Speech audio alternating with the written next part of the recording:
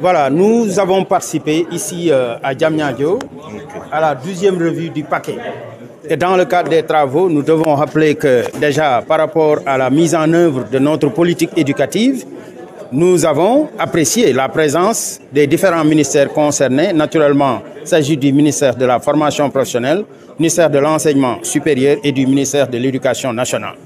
Aujourd'hui, je tiens à rappeler à l'entame de cette communication que nous sommes à l'ère de la gestion axée sur les résultats. Ça veut dire que donc, de tout ce que nous faisons à travers le monde, nous devons prendre sur nous l'engagement de savoir nous évaluer pour réorienter les politiques qui sont mises en œuvre. Et c'est à cet effet que je rappelle que l'évaluation ou la revue du paquet constitue aujourd'hui pour notre système éducatif un moment fort qui permet de revoir les orientations de notre système éducatif pour y apporter les remédiations nécessaires.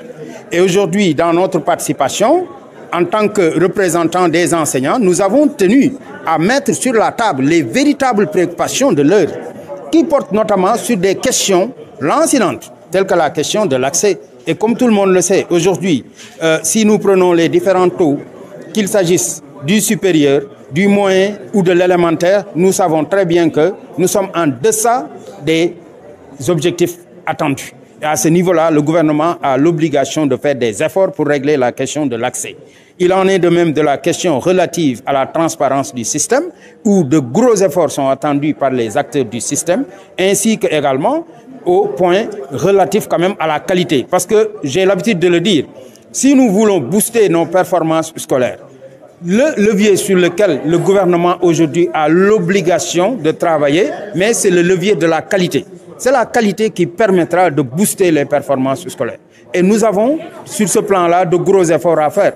Parce que dans notre école, si nous revoyons des éléments tels que l'environnement scolaire, des éléments tels que les programmes scolaires, des éléments tels que les instruments de transmission des connaissances scolaires, si nous les évaluons, nous constatons objectivement qu'il y a encore de gros efforts à faire. Parce que nous avons la présence quand même de ce que nous appelons les abris provisoires qui constituent d'être quand même un levier qui bloque même la progression de nos performances. Vous avez également un certain nombre de déficits que nous devons essayer de régler. Il y a le déficit d'enseignants qui est aujourd'hui lancinant, parce que dans le système, nous n'avons pas, sur le plan stratégique, pas moins d'un déficit de 30 000 enseignants qu'il faut résorber à tout prix.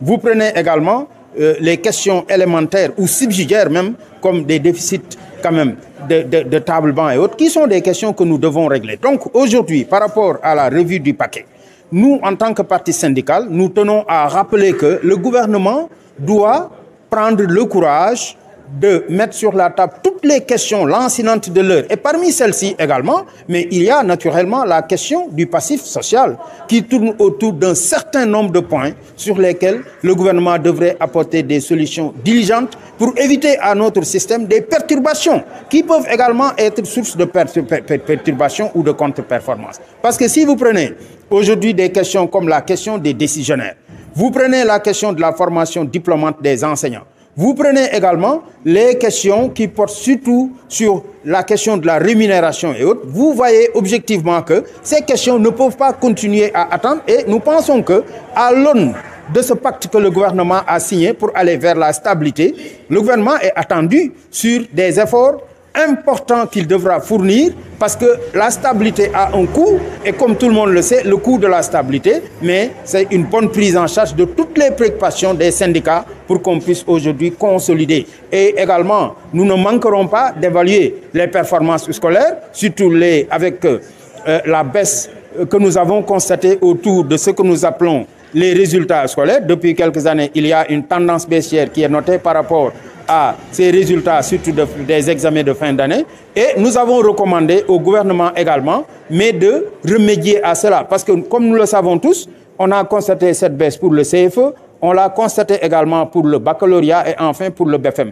Aujourd'hui, le gouvernement a l'obligation, mais de travailler à booster les résultats scolaires qui sont les indicateurs quand même qui montrent un peu le travail que nous sommes en train de faire pour la transformation de notre système éducatif. Donc voici un ensemble de points sur lesquels nous avons travaillé et nous pensons qu'également il y a en marge de cette revue, mais des questions d'actualité comme la question des examens qui se profilent même à l'horizon. Et sur ces questions aussi, nous n'avons pas manqué de demander au gouvernement de prendre toutes les dispositions utiles pour que, à même, on puisse avoir une année scolaire qui se termine en tout cas dans la stabilité, surtout si le gouvernement respecte l'ensemble de ses engagements et travaille également à régler ces questions lancinantes qui tournent autour de l'organisation des examens de fin d'année.